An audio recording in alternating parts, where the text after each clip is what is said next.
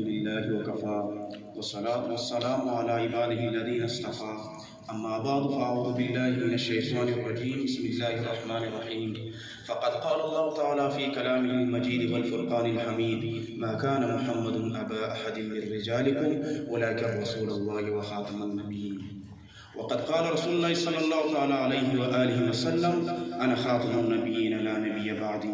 ختم نبوت کا مسئلہ وہ بدیہیاں اور ضروری مسائل میں سے ہیں کہ جن پر دلائل اور براہین سے جسارت کرنا در حقیقت انہیں نظر اور اقتصاب کے سانچے میں ڈالنے کے مترادف ہیں، مگر میرے آقا صلی اللہ علیہ وسلم نے 1450 سال پہلے فرمایا تھا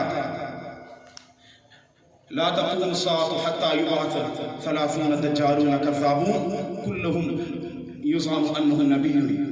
رب کائنات نے جب قصر نبوت کی تکمیل کی ہے تو اس کی ختام جناب نبی کریم صلی اللہ علیہ وآلہ وسلم پر فرما دی، جس کی تائید خود حضور پرنور صلی اللہ علیہ وسلم یوں فرماتے ہیں فجئت انا فاتممت تلك اللبنہ کہ میں نے آ کر اس قصر نبوت کی تکمیل کی ہے۔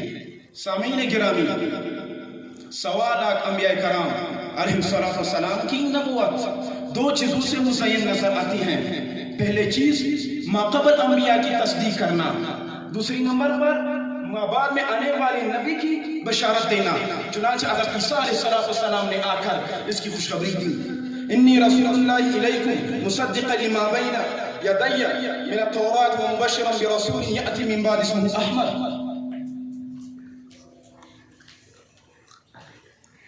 مگر میرے آقا کی نبوت وہ ختم نبوتی کا اعلان فرماتے ہیں جو رب کائنات نے ان الفاظ میں اس کی تصویر کشی کی ہے ما کان محمد ابا احد من رجالکم ولکن رسول اللہ وخاتم النبیین۔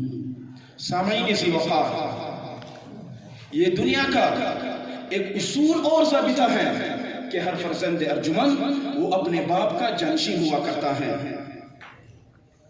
حضرت ابراہیم علیہ السلام اگر پیغمبر ہیں تو بیٹے اسحاق علیہ السلام اور اسماعیل علیہ السلام بھی پیغمبر ہیں۔ حضرت اسحاق علیہ السلام اگر پیغمبر ہے تو بیٹا حضرت یعقوب علیہ السلام بھی پیغمبر ہیں۔ حضرت یعقوب علیہ السلام اگر پیغمبر ہیں تو بیٹا حضرت یوسف علیہ السلام بھی پیغمبر ہیں۔ مگر رب کائنات نے ابوت رجال کی نفی کر کے ختم نبوتی کو ثابت کیا ہے۔ میرے محترم دوستو، خود حضور صلی اللہ علیہ وسلم فرماتے ہیں کہ قیامت تب تک واقع نہیں ہوگی جب تک اس دنیا میں 30 ملعونی نبوت کا دعویٰ کر لیں، اور آخر میں یہ بھی فرمایا انا خاتم النبیین ولا نبی بعدی۔ تو آخر میں یہی کہوں گا، اٹھو اہل حق، باطل سے ٹکرانے کا موسم ہے، اٹھو اہل حق، باطل سے ٹکرانے کا موسم ہے، مکان کفر کی بنیاد کو ڈھانے کا موسم ہے۔ محمد پر ایک دن میں جان دی ہزاروں صحابہ نے، پھر سے اس اثر داستان کو دہرانے کا موسم ہے۔ وآخر دعوانا ان الحمدللہ رب العالمین۔